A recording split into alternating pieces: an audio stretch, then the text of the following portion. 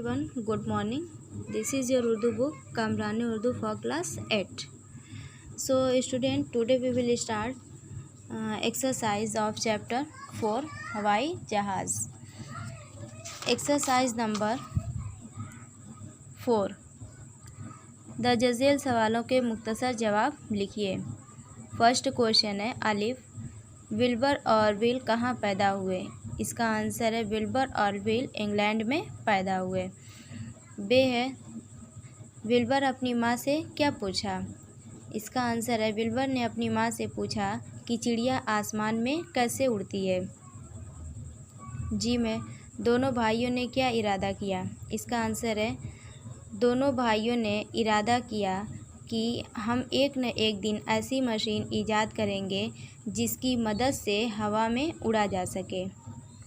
दाल है, लोगों को मजाक उड़ाते देखकर दोनों भाइयों ने क्या किया. इसका आंसर है लोगों को मजाक उड़ाते देखकर दोनों भाइयों ने हिम्मत नहीं हारी और कोशिश करते रहे. है, हवाई जहाज़ किस मशीन की बुनियाद पर बनाया गया. इसका आंसर है हवाई जहाज़ दोनों भाइयों की मशीन की बुनियाद पर बनाया गया. So write question answer on your fair copy. Thank you.